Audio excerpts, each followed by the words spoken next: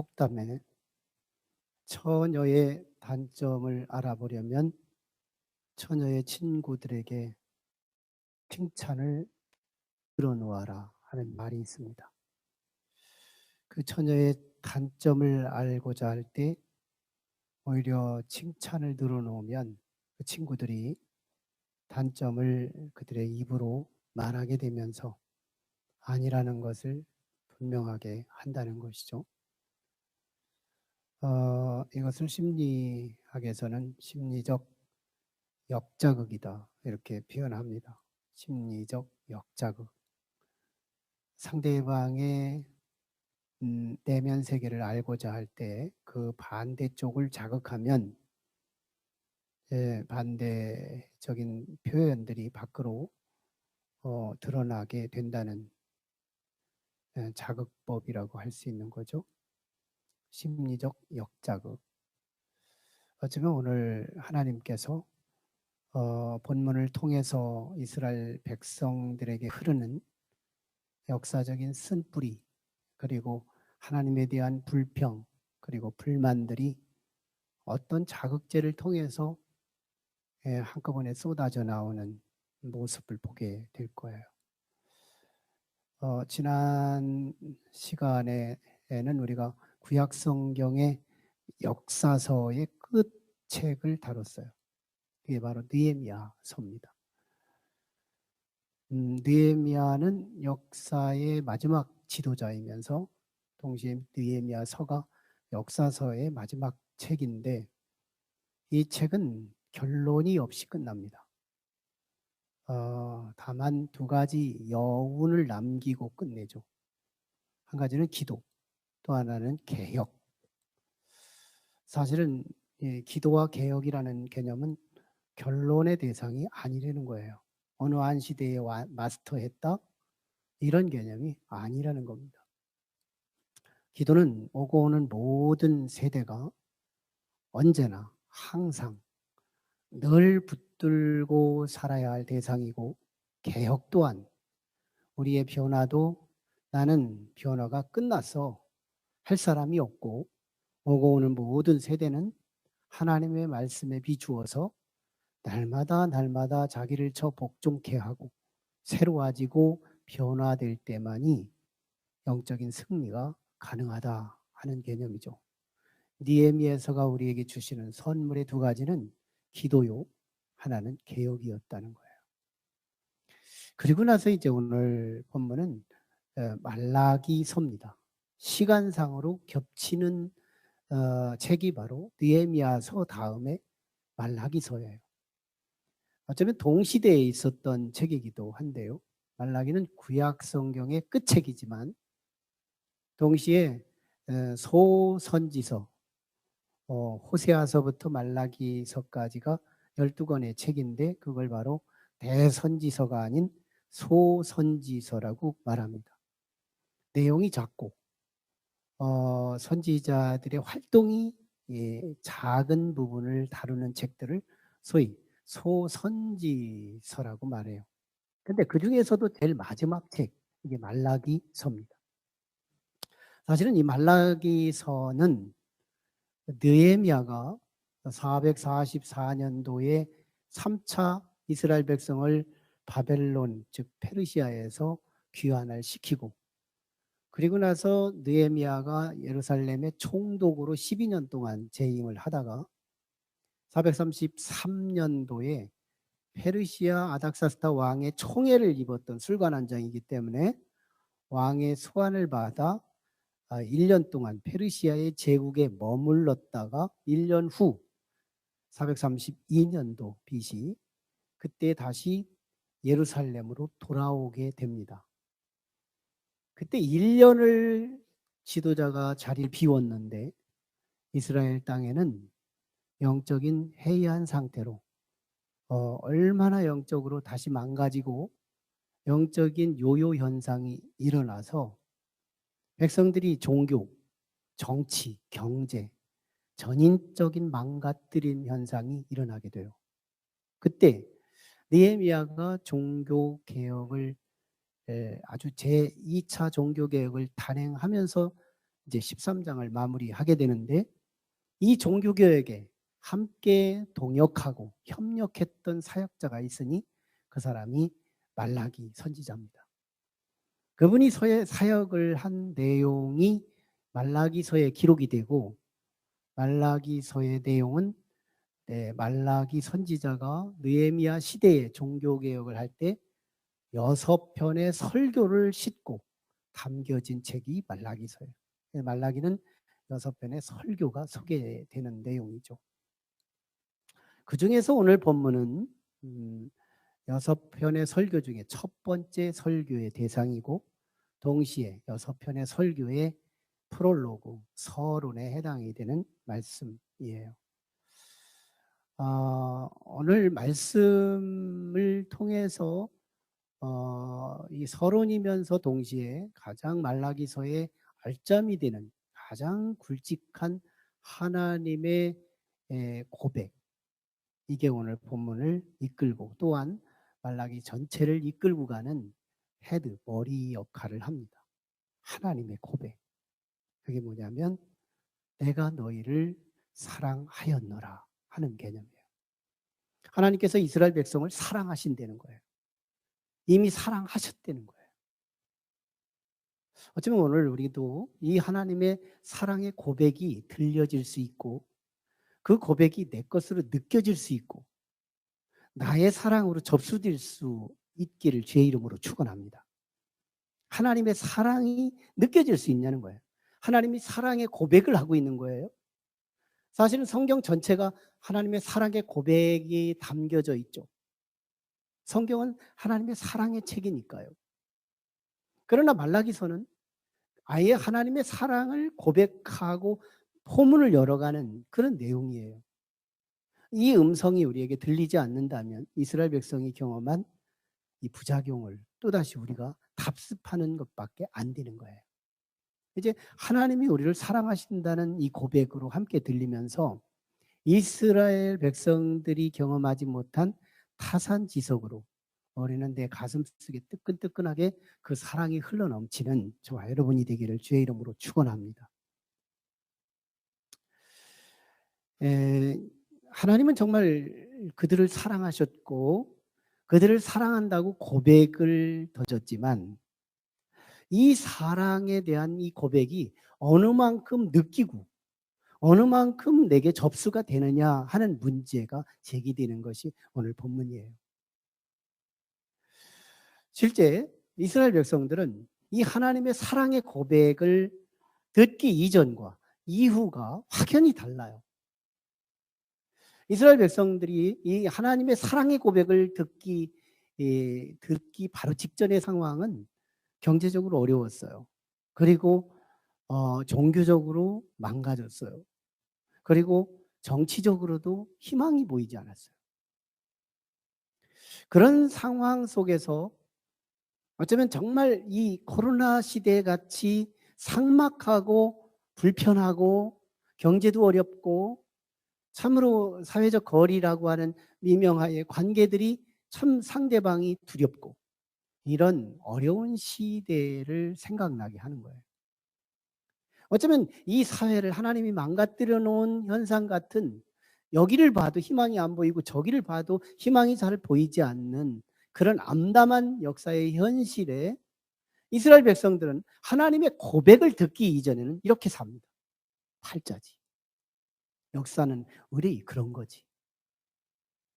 역사의 고난을 그저 운명에 맡기고 팔자에 맡기며 올 것이 온 거고 그럴 수 있는 거지 하고 그냥 어떤 해석 없이 그냥 살다가 하나님의 사랑의 고백을 듣는 순간에 그 내면 속에 자기도 모르게 함축되고 자기도 모르게 내재되어 있던 불평과 불만과 영혼을 묶고 있던 솔타이들이 한꺼번에 본물처럼 쏟아져 나오는 사건이 벌어져요. 그게 바로 2절 하반절에 하나님 어떻게 우리를 사랑하셨습니까? 이 사랑이 접수되지 않는 거예요. 하나님의 사랑을 듣기 이전에는 팔자처럼 운명처럼 그럭저럭 비집고 살았는데 하나님의 사랑의 소리를 듣는 순간 속이 뒤집어지는 거예요. 뭘 사랑하셨다는 거예요? 이 세상이 정말 하나님이 사랑한다면 이 모양이 이 꼴이냐는 거예요. 어떻게 이렇게 코로나의 시국을 만들고 경제는 난장판이 돼버리고 국가적인 관계들이 탁탁 끊어지고 비행기를 뜨지 못하는 이 시국을 어떻게 만들 수 있냐는 거예요. 하나님이 사랑하신다면 그 증거가 어디에 있느냐는 거예요. 사랑의 오리발을 내놓고 있는 거예요. 사랑의 고백 소리를 듣기 이전에는 그럭저럭 살만 했는데 그저 비집고 끙끙거려가며 살던 그들이 하나님의 사랑의 고백을 듣는 순간 속이 뒤집어지는 거예요. 속이 상하는 거예요.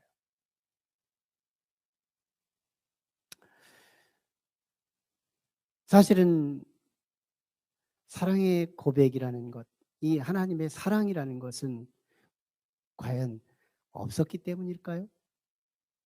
하나님의 사랑이 과연 해석의 고백일까요? 하나님의 사랑이 어떤 의미일까요? 정말 하나님의 이 사랑은 사실에 대한 인식의 문제라는 거예요. 하나님의 사랑은 사실에 대한 인식의 문제다. 사랑이 없어서 인식을 못했다는 말이 아니고 억지로 역사를 해석해서 사랑의 고백을 한 것도 아니며 역사를 잘 조명해서 의미화시켰기 때문에 사랑이 아니라 하나님의 역사의 사랑의 흔적과 사랑의 물질과 사랑의 돌출이 눈으로 보게, 손으로 만지게, 발로 디딜 수 있도록 하나님은 사실 위에서 고백을 했다는 얘기입니다. 실제로 이스라엘의 역사가 그랬잖아요. 출애굽을 할 때 그들은 430년 동안 노예 생활을 했죠. 여긴 희망이 전혀 없었어요. 430년 동안 노예 생활했으면 거기에 무슨 희망이 있겠어요. 근데도 하나님이 개입하십니다. 그리고 적당한 인물을 세우시고 출애굽을 성취하세요. 이거 사랑 아닐까요? 홍해를 건너게 합니다. 광야에 40년을 낮에는 불이 아닌 구름으로, 밤에는 구름이 아닌 불로 가장 적합한 온도와 적합한 그늘로, 거기에 적합한 온도로, 채널로 하나님은 이스라엘을 구체적으로 사랑하셨어요. 그리고 요단 동편의 두 번의 전쟁에 승리하게 하시고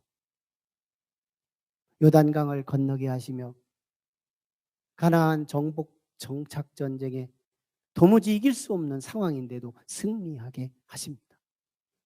그리고 땅 하나, 동산, 부동산 하나도 없던 백성들이 부동산이 생겨나고 땅을 기업으로 분배받고, 그리고 사사시대에 왕도 없는데 나라가 안녕하고, 왕조 시대에 죄가 수없이 짓는데도 민족의 역사를 수백 년의 역사로 이끌어가게 하세요. 그러는 과정 속에도 우상을 숭배하고 하나님을 바꿔치기 하며 범죄에 범죄를 거듭하게 되자 하나님은 고쳐 써보겠다고 바벨론의 회초리를 들어 그곳에 잠시 잠갔다가, 그것도 진노 중에 긍휼을 베푸셔서 1차 귀환, 2차 귀환, 3차 귀환의 과정을 통하여 다시 돌아오게 하죠. 돌아오고 났더니 황폐한 예루살렘 성전도 무너졌고 성벽도 무너졌기에 스룹바벨과 예수아를 중심으로 하나님의 성전을 재건하게 하고, 중간에 실족하고 무너졌던 성전을 세우지 못하던 그들에게 다시 촉진하여 다시 세우고, 산발라 도비아 게셈의 일당에 그렇게 반대에도 불구하고 그 반대를 실패하게 만들고, 2차 귀환자 에스라를 통하여 말씀 운동으로 부흥케 하고, 3차 귀환자 느헤미야를 통해서 예루살렘의 성벽까지 완성하여 이스라엘은 명실공히 국가를 다시 재건시키는 일을 성공합니다. 제사제도를 회복하고 언약식을 끝내고 낙성식을 은혜롭게 마치며 신앙의 고백까지 마스터하게 만드는 이 역사는 의미냐는 거예요. 해석이냐는 거예요. 사랑의 부재냐는 거예요. 사랑의 실제요, 팩트에 있다는 거예요. 하나님은 역사에 볼거리가 있고 만질거리가 있고 경험할 거리로 하나님의 사랑을 구체적으로 주었건만 백성들은 여전히 하나님을 바꿔치기 하고 말더라는 거예요. 하나님 어떻게 우리를 사랑하시느냐는 거예요. 하나님 어떻게 우리를 사랑하셨느냐는 거예요. 어쩌면 오늘 우리에게도 주시는 음성으로 들려져야 할 줄 믿습니다. 하나님은 사랑이시기에 우리에게 사랑을 주시는 말씀이 분명하고, 오늘 본문을 선택한 것이 말라기 1장 오늘 1절로 5절에 주신 말라기의 첫 번째 설교이면서 그의 총 주제인 내가 너희를 사랑하노라 하는 이 말씀이 우리에게 주시는 음성이기 때문에 우리의 음성이고, 우리의 역사의 과거가 하나님의 사랑의 족적을 이룬 역사이기 때문에 하나님은 우리를 다시 사랑하는 줄 믿습니다. 나라의 만국으로 일본이 지배하던 36년의 역사에서 우리 군사로 해방이 아닌 하나님의 전권적인 개입으로 이 나라가 해방되게 하시고,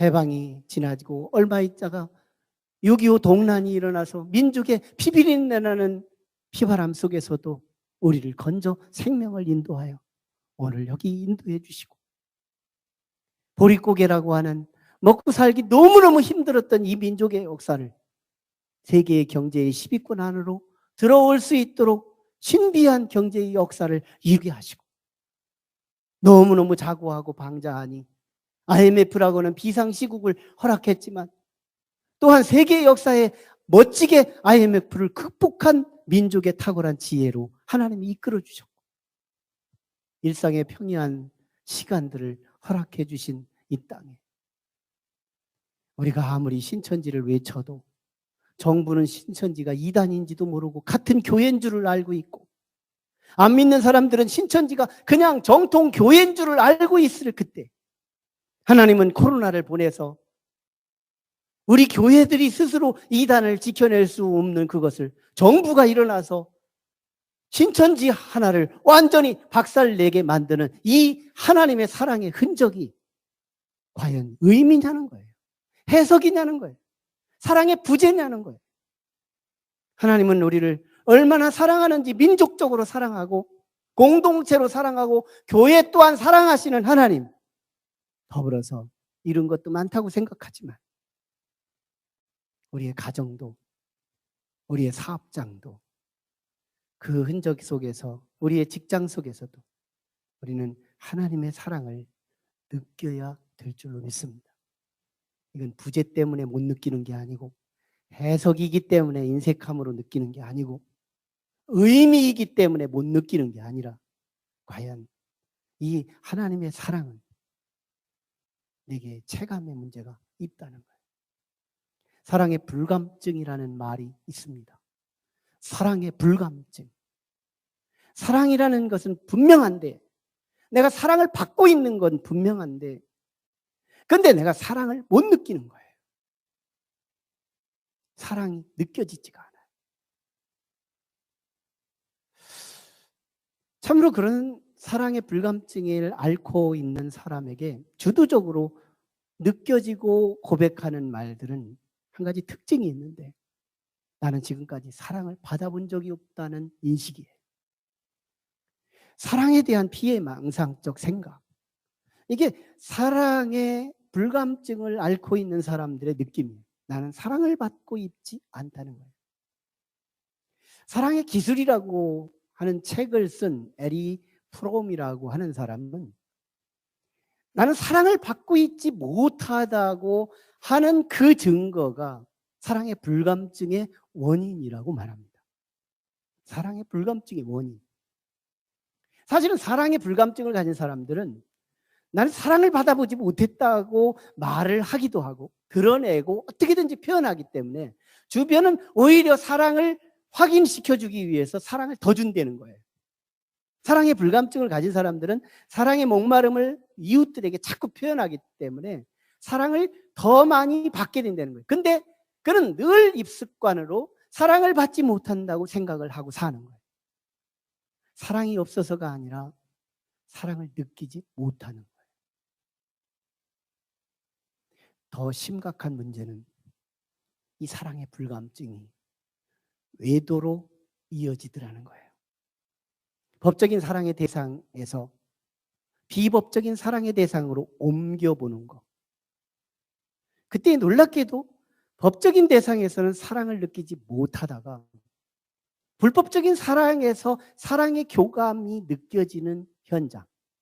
이게 사랑의 불감증을 앓는 사람들이 경험하는 현장이더라는 거예요. 이스라엘 백성이 그랬다는 겁니다. 그들은 하나님의 사랑을 못 느낀 거예요. 하나님의 사랑이 없어서가 아니에요. 하나님의 사랑을 의미화했기 때문이 아니에요. 하나님의 사랑을 해석했기 때문이 아니에요. 하나님의 사랑의 팩트, 사실이 있음에도 그들은 느끼지를 못합니다. 하나님의 사랑을 못 느끼는 거예요. 그래서 결국 그들은 하나님을 바꿔칩니다. 뭘로? 돈으로요. 하나님의 자리에 돈으로 넣었더니 돈의 사랑을 어느 정도 교감이 와요. 하나님의 사랑은 너무 진보하고 멀어 보이는데 돈은 당장 오늘 밥 먹고 싶은 먹을 종류를 구별할 수 있고 오늘 당장 내가 입을 옷을 선택하는 은혜가 와요. 어느 정도 사랑이 느껴지는 거예요. 사람은 하나님보다 더 빨라요. 그래서 하나님보다 의지하는 것보다 사람을 더 의지합니다. 사람에게 요구하고 사람에게 필요를 얘기하며 사람에게 은혜를 요구하고 사랑을 요청해요. 그래서 그 사람에게 채워지는 은혜가 어느 정도의 사랑의 채움이 되더라는 거예요. 명예도 마찬가지예요. 심지어는 믿지 않는 사람들이 우상을 숭배하기에 나도 한번 부적도 세워보고 나도 우상을 한번 숭배를 해보니 이게 하나님을 믿는 것보다 더 편리한 사랑을 느끼게 되더라는 거예요. 우상은 한결같이 숙제를 내지 않아요. 우리 보고 변화를 요청하지 않아요. 우리에게 희생과 헌신을 요구하지 않아요. 우상은 오직 원웨이.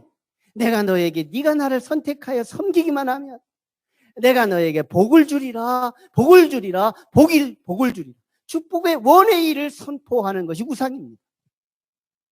그래서 하나님은 쌍방을 요청하지만 우상은 원웨이를 요청하기에 훨씬 더 하나님을 믿는 것보다 편한 것을 느끼게 해요. 그래서 어느 정도 사랑이라는 걸 체감하게 되는 거죠. 이런 상황 속에서 하나님께서 내가 너희를 사랑했노라, 내가 너희를 사랑하노라, 이 음성을 듣는 순간에 뒤집어지는 거예요. 하나님 어떻게 우리를 사랑하셨어요? 하나님 어떻게 우리를 사랑하셨느냐고요. 이때 하나님께서 그들의 사랑을 깨닫지 못하자 이 사랑을 깨닫게 하기 위해서 접근하신 하나님의 3단계 접근이 소개되는 거예요. 첫 번째가 오늘 2절 하반절에서부터 5절까지의 말씀이 소위 에서와 야곱의 비유를 통하여 에서와 야곱의 비교를 통해서 하나님의 사랑을 입증하시는 하나님의 열심을 봅니다. 깨닫지 못하는 저들을 향하여 같은 형제 에서와 야곱은 한 뱃속에서 난 형제지만 내가 에서는 버리고 야곱인 너희들을 택하여 야곱을 복주고 에서를 미워하고 그들을 멸망시키게 했던 내가 있지 않느냐는 거예요. 여기서 에서를 미워했다는 개념은 하나님의 감정으로 그들을 미워했다는 개념이 아니고 사실은 에서가 팥죽 한 그릇으로 하나님의 언약이 붙어있는 형이라는 장자의 기업을 팔아넘겼잖아요. 하나님의 약속이 있는 언약을 무시하고 팥죽 하나 때문에 참지 못하고 팥죽을 중심으로 살았던 에서를 하나님은 붙잡을 수 없었다는 거예요. 그래서 내버려 뒀다는 유기, 하나님의 유기, 이것이 미워했다는 개념으로 해석이 된 겁니다. 그러나 야곱은 어떻게 돼요? 팥죽 하나를 희생시켜 가면서라도 먹는 거를 희생시켜서라도 하나님의 약속이 붙어있는 장자의 기업을 붙들고 오늘의 고통을 참아내며 미래의 소망을 붙들고 간 이 야곱 그리고 그 후손들을 내가 붙들고 사랑해 왔다는 거예요. 그래서 그들이 죄를 졌기에 바벨론으로 포로로 끌려갔기는 했지만, 그때 에서의 족속들도 함께 끌려갔지만, 그들은 해방을 하려고 다시 본국으로 돌아오려고 아등바등 노력했지만 돌아올 수 없었지만, 이스라엘 백성은 다시 돌아와 성전을 짓고 성벽을 세우고 제사제도를 회복하고 언약식을 회복하고 낙성식을 회복하며 온 나라의 복권을 이룬 이 역사를 보이면서 이스라엘 백성들이 역사의 현장에 이스라엘 안에서만이 하나님이 아니라 이스라엘 밖에서도 큰 분이라고 5절에 고백을 하게 만드는 역사의 팩트를 증명하고 있었다는 거예요. 하지만 말라기는 1장에서 4장까지를 읽어보면 이스라엘 백성은 하나님이 이 사랑의 역사를 조명을 해 주어도 깨닫지 못합니다. 그래서 이스라엘 백성을 향하여 2단계 깨달음의 시도를 하시는데, 그게 바로 신구약 중간기의 400년입니다. 사실은 말라기를 끝내면 마태복음으로 이어지지만 한 장 차이가 400년이라는 시간의 갭이 끼어 있어요. 사실은 이때는 하나님을 만났다는 사람도 없고 봤다는 사람도 없고 들었다는 사람도 없고 경험했다는 사람도 없는 400년, 영적인 암흑기, 하나님의 사랑이 배제된 시기, 하나님의 사랑을 줘도 모르니까 하나님께서 사랑을 빼본 역사를 줌으로써 저들을 깨닫게 하는 거예요. 코로나 시대는 일상에 대한 그리움이 생각나게 하는 거예요.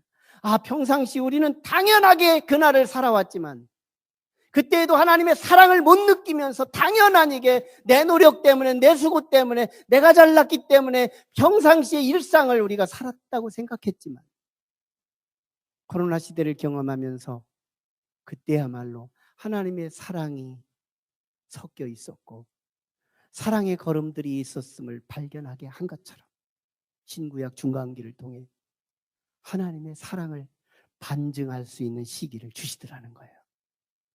하지만 백성들은 그때도 깨닫지 못합니다. 그래서 이번에는 하나의 디딤돌로 삼고 칠흑같이 어두웠던 그 시대에 하나님이 보이지도 않고 하나님이 없었던 그 시대를 청산하고 세례 요한을 이어서 하나님의 사랑 덩어리 예수 그리스도를 이 땅에 보내주시는 거예요. 사랑에 대해서 역사를 보여줘도 모르고 사랑을 배제해도 모르는 백성에게 이제는 하나님이 육신으로 이 땅에 오셔서 정말 죽기 위해 오시고 배고픈 자에게 먹을 것을 주기 위해 오시고 아픈 자를 치유하기 위해 오시고 죽은 자를 살려주기 위해 오시는 예수 그리스도는 그가 움직이는 반경마다 사랑의 무지개를 쓰고 사랑의 파급 효과를 이루고 사랑의 역사의 팩트를 만들어내는데 부족하지가 않았어요. 예수님이 있는 곳에 역사가 있고 예수님이 이사야 선지자에서 예언한 바 참으로 이 땅에 소경들이 눈을 뜨고 사자의 굴에 손을 놓고도 장난을 쳐도 물지 않는 천국의 모습을 주를 통하여 이루겠다고 말씀하시더니 실제로 이루셨다는 거예요. 여러분, 이 하나님의 열심을 우리는 성경을 통해 읽을 수 있잖아요. 과연 우리에게 이 사랑을 갖고 있나요? 한번 생각해 봐요. 내게는 비록 건강이 부족하더라도, 내게는 소유가 좀 모자라더라도, 내게는 명예가 남다르지 않다 하더라도 우리 인생에서 나는 사랑 하나를 붙들고 있다고. 가족의 사랑 하나만 붙들어도 행복한 일인데, 이웃들의 사랑을 받고 사는 것도 행복한 일인데, 하물며 하나님의 사랑이 내 가슴에서 끓고 있다면, 하나님의 사랑, 그 열심 있는 역사 속에서 나를 사랑하느라고 제수초하시고 나를 사랑하느라고 술을 놓으시고 나를 사랑하느라고 발자취를 남겨주시는 그 사랑이 내 가슴까지 들어올 수 있냐는 거예요. 이 사랑, 믿음, 소망, 사랑은 이건 항상 있을 것인데 그 중에 제일이라고 하는 이 사랑의 최고 가치가 과연 내게 느낌이 오느냐는 거예요.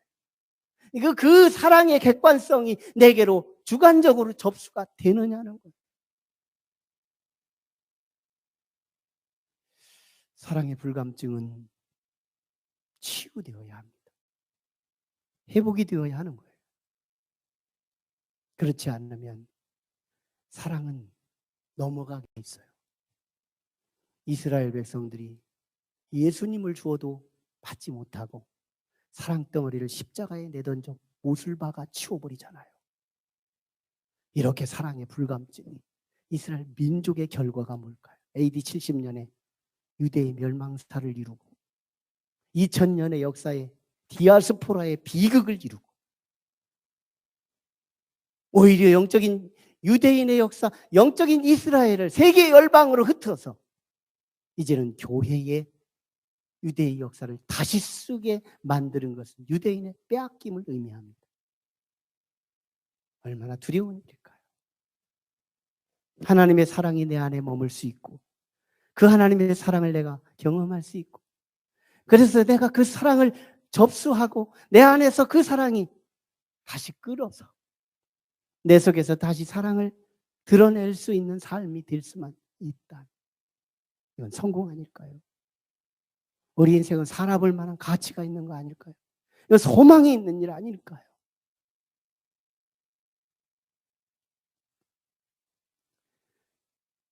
사랑의 불감증을 해소할 수 있는 길은 하나밖에 없답니다. 딱 한 가지. 미국의 전쟁에서 남북전쟁이라는 유명한 전쟁이 있어요. 그때 북군의 총사령관 에브럼 링컨이 이끄는 부대가 한 병사 중에 총사령관에게 이런 질문을 던집니다. 미국은 하나님을 믿는 민족으로서 남군도 하나님을 믿고 북군도 하나님을 믿는데 정작 하나님은 어디를 더 사랑하실까요? 난해한 질문이었어요. 그때 에브럼 링컨은 이렇게 명답을 말합니다. 하나님께서 남군을 사랑할지 북군을 사랑할지에 대해서는 나는 관심이 없다. 다만 내가 하나님을 사랑할 수 있느냐 하는 문제, 이것이 나의 관건이고 내 기도의 제목일 뿐이라. 이게 내가 사랑을 하고 싶다 그래서 되는 것이 아니기 때문에 내가 사랑을 할 수 있는, 하나님께 내가 하나님을 사랑할 수 있는 이 마음. 그런데 역사는 어떻게 돼요? 남북전쟁에서 북군의 승리, 에브럼 링컨 편에서 하나님의 사랑이 그쪽으로 흘렀다는 겁니다. 사랑이 어디로 흐르나요? 내가 도리어 하나님을 사랑할 때 막힌 구멍이 열리더라는 거예요. 저는 60년대와 70년대를 살아가면서 재래식 부엌 문화에서 자랐습니다.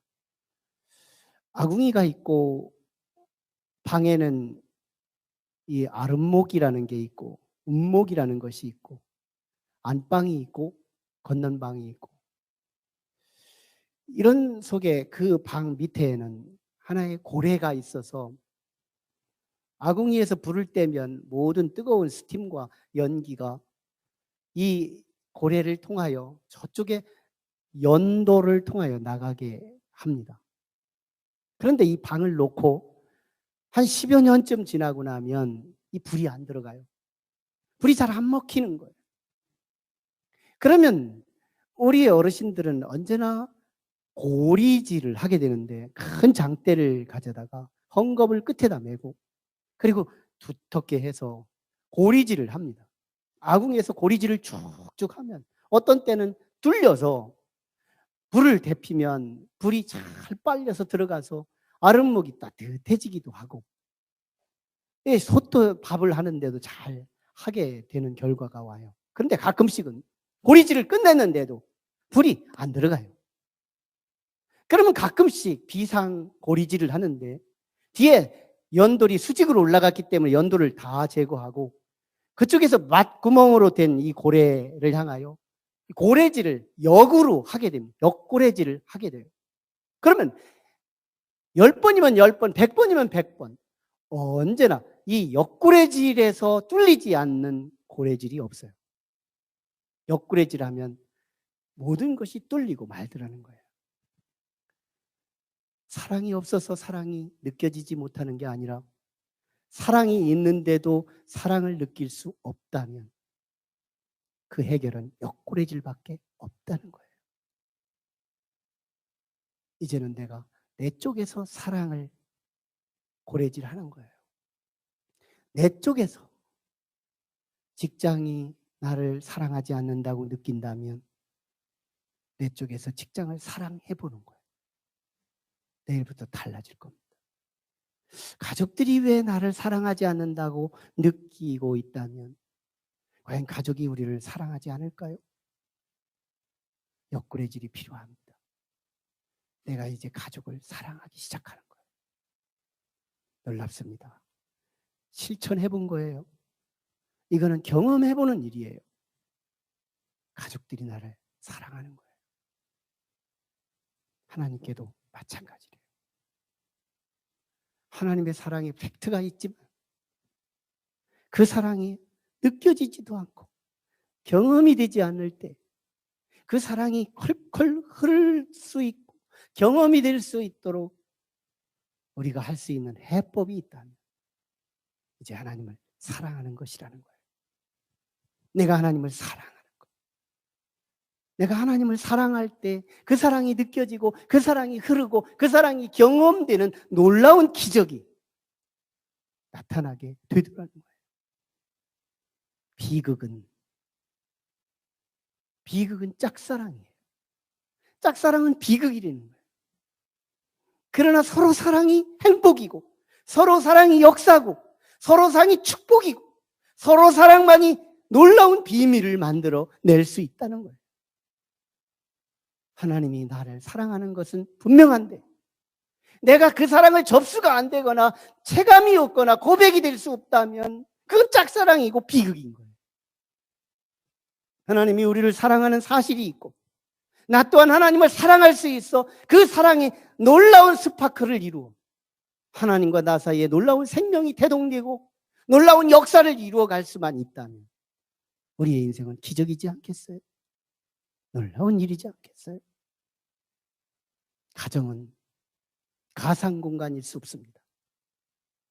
만약에 가정이 가상으로 상대화할 수 있다면 직장 생활 하루 종일 하고 모니터로 휴대폰으로 가족들과 인사하고 말면 그만이죠. 그런데 가정은 가상 공간화하지 않습니다. 아무리 힘들고 어려워도 직장에서 퇴근하고 집으로 돌아옵니다. 놀랍게도 가상 공간으로 가정을 경험했다면 된장국의 냄새는 맡을 수가 없을 거예요. 김치찌개도 경험할 수 없을 걸요. 가정은 가상 공간화할 대상이 아닌 거예요. 세계 여행은 TV로 할 수 있는 것이 아닙니다. 세계 여행은 아무리 비싸더라도 현장에 가서 보아야 아프리카 산맥의 아름다운 꽃의 향기를 맡을 수 있고 사하라 사막에 흔들리는 자작나무의 흔들림이 일으키는 바람을 맡을 수가 있더라는 거예요. 보다 솔직할 필요가 있습니다. 정말 하나님을 사랑할까요? 예배는 여기서 드리느냐 저기서 드리느냐의 문제가 아니에요. 예배는 하나님을 사랑하느냐 사랑하지 않느냐의 문제입니다. 저는 우리 코로나 시기에 영상으로 예배하는 것이 틀렸다고 말하지 않아요. 그것은 적어도 우리의 신앙을 살아있다는 증거고 어떻게든지 창문을 열어놓고 하나님을 사랑하는 표식 중에 하나라는 것만은 분명해요. 왜냐하면 우리는 가상 공간으로도 예배를 드리지 않는 사람들이 부지기수로 많기 때문이에요. 최소한의 신앙이 살아있다면 그리고 하나님을 사랑한다면 가정에서라도 모니터로라도 예배를 드리고자 애쓰는 사람들이 있다는 겁니다. 예배는 여기서 드리느냐 저기서 드리느냐의 문제가 아니고 하나님을 얼마나 사랑하느냐 사랑하지 않느냐의 문제라는 거예요. 하지만 정말 하나님을 사랑한다면, 정말 하나님을 사랑한다면 이 코로나 시기 이후에 과연 우리가 교회를 가상공간화 계속 할 수 있느냐는 거예요. 그건 아니라는 거예요. 가정이 가상공간화 할 수 없듯이, 여행을 가상공간화 할 수 없듯이 교회는 가상공간의 대상이 아니라는 거예요. 한국의 역사 속에 언더우드와 아펜젤러가 인천 제물포공항에 도착을 하고 한국에 도착해서 교회를 세웠을 때 한국의 백성들과 왕실에서는 선교사들과 그리스도인들을 향하여 서양의 귀신들이라고 조롱하고 그들을 벌레 보듯이 경계했어요.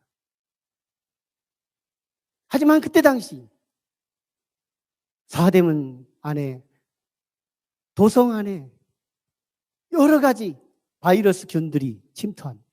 전염병이 창궐한 사대문을 열고 누가 들어가요?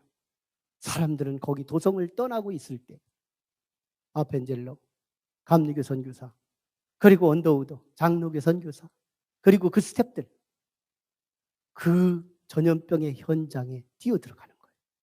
사랑은 두려움을 몰아내나니 그 현장에 뛰어들어가서 그들을 돌보고 그들을 치유하며 그들을 회복하는 과정에 결국은 그들은 질병으로 죽습니다. 그때의 정부의 지도자들은 선교사들을 앞에서 부끄러움을 금치 못했다고 교회사는 남기고 있습니다. 그리고 정부로부터 시작해 전염병 이전에는 벌레처럼 대하던 국민들이 전염병 이후에는 모든 백성이 교회로 들어와 이 교회의 초대교회의 역사를 이루어 오늘의 한국교회를 만들었다는 사실입니다. 사랑의 문제라면 사랑은 현실에 안주하지 않는다는 거예요. 사랑의 문제라면 분명히 그의 삶 속에 내가 참여함으로 너는 나의 선물이고 나는 너의 선물로서 두세 사람이 모인 곳에 내가 너희와 함께 하리라는 교회론. 이게 교회. 이것이 예배입니다. 어쩔 수 없는 코로나 시대에 우리가 가상화해서 TV로, 휴대폰으로 예배를 드리는 것은 어쩔 수 없는 일이라고 하더라도 이것은 한국교회의 장려할 문화가 아니고 하나님을 정말 사랑하는 거라면, 내가 정말 하나님을 사랑한다는 고백을 할 수 있다면 과연 좌시할 수 있겠냐는 거예요. 가족들을 휴대폰으로, 실물로 본다고 해서 그걸로 만족할 수 있겠냐는 거예요. 세계 여행을 텔레비전으로만 할 수 있겠냐는 거예요. 현장을 사랑하고 지구를 사랑하는 사람이라면 수백만 원을 들여서라도 현장에 가서 냄새를 맡고 바람을, 공기를 쓰이며 그 현장을 목격하고 경험하고 싶어 하는 것이 우리들의 본능이거든요. 정말 하나님을 사랑한다면 오늘 우리는 그 사랑의 기술이 생길 거고 사랑의 방식이 선택될 겁니다. 언제까지 정부의 선언을 기다립니까? 보십시오.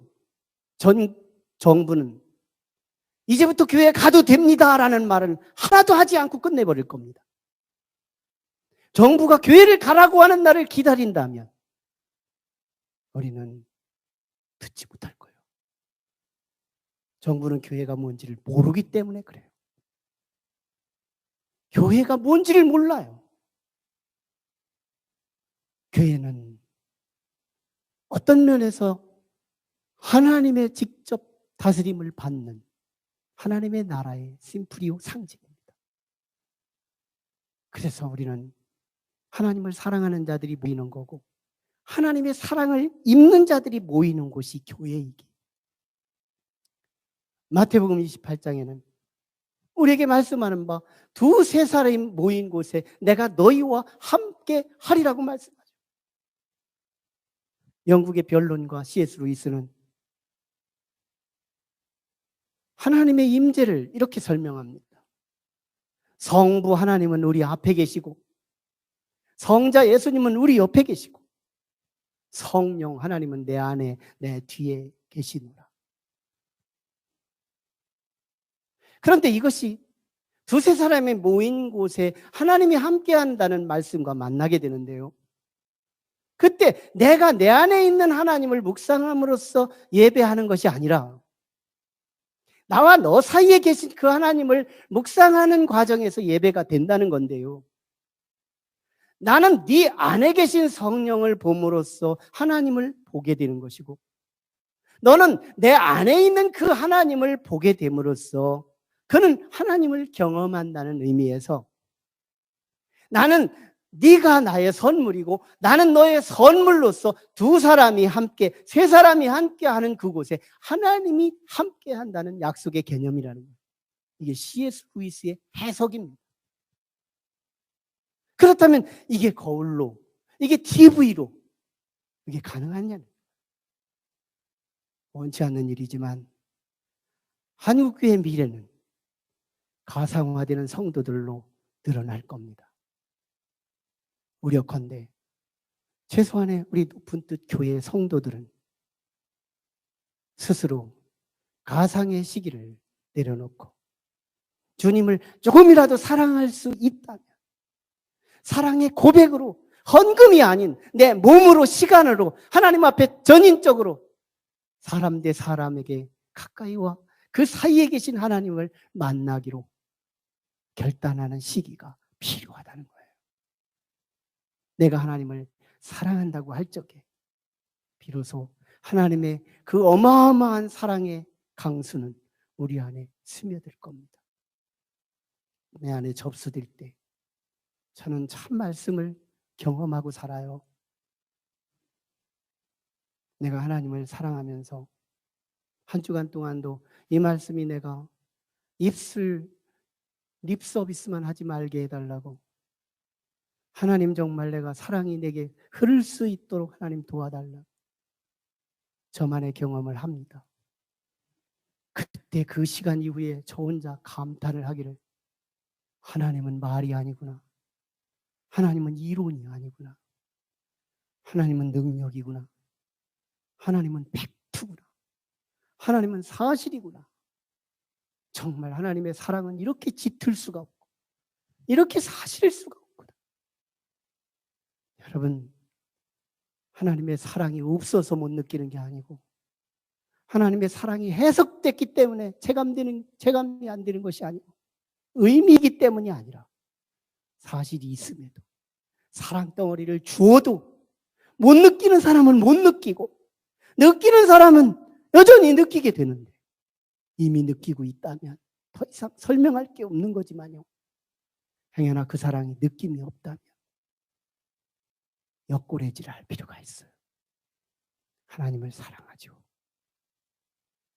그래서 우리가 먼저 경험한 그 사랑을 사랑이 약한 사람들에게, 사랑이 없는 사람들에게 전할 때 하나님의 나라는 나를 통하여 세워가게 될 줄 믿습니다. 기도하시죠. 우리 같이 기도하실 때, 하나님, 내가 너희를 사랑하였노라. 하나님의 사랑의 고백 하나 듣고 이스라엘 백성은 뒤집어지고 말았습니다. 그래서 하나님은 사랑의 증거들을 역사 속에서 찾아보고 하나님의 사랑을 배제한 400년의 역사를 보여주고 하나님의 사랑 덩어리를 보내주시기까지 열심을 보였지만 사랑을 감지하지 못했던 그들은 사랑 덩어리를 십자가에 매달아 죽여버리고 마는 무지몽매한 백성들, 그들의 결과가 AD 70년의 비극의 역사와 2000년의 디아스포라의 불행한 역사가 이스라엘 백성에게 던져지고 그 사랑의 역사가 세계의 교회의 역사로 분산되어 다른 사람에게 좋은 일이 되고 말았나이다.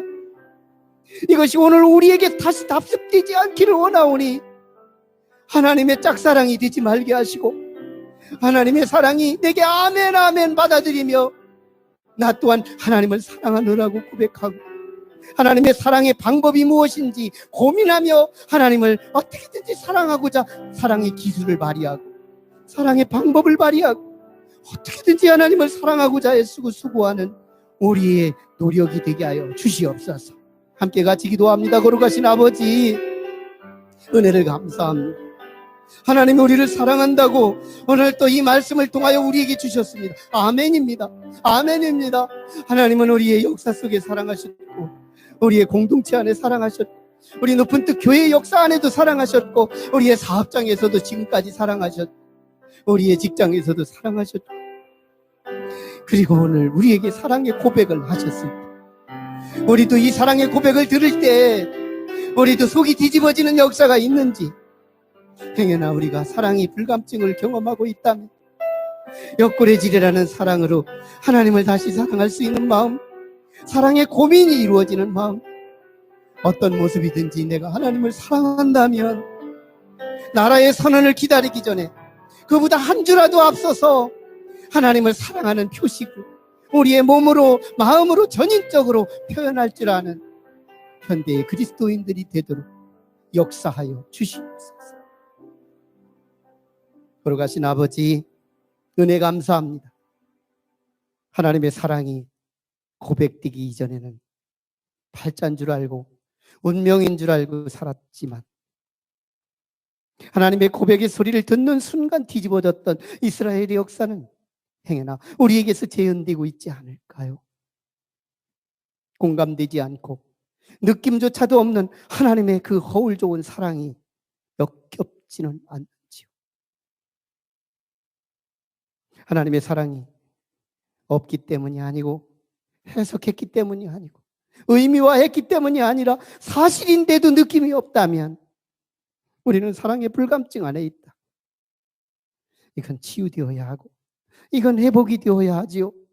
가족의 사랑을 느끼기 위해서 오늘 결단하는 가족을 사랑하기로 결심한 영혼들과 우리의 직장에 사랑이 없다고 이제는 그 사랑을 느끼기 위하여 직장을 사랑하기로 결심하는 성도들, 하나님의 사랑이 분명하지만 느낌이 없는 우리들이 하나님을 어떻게 하면 사랑할 것인가를 고민하며 오늘 또 예배하는 모든 예배자들 위해 그리고 유튜브로 예배하는 모든 예배자들, 유튜브조차도 귀를 기울이지 못하고 그저 믿지 않는 자들과 동일한 위치에 서 있는 우리 그리스도인 모두의 머리 위에 그리고 이 땅 위에 그리고 열방 위에 지금부터 영원토록 함께 하시기를 간절히 축원하옵나이다. 아멘.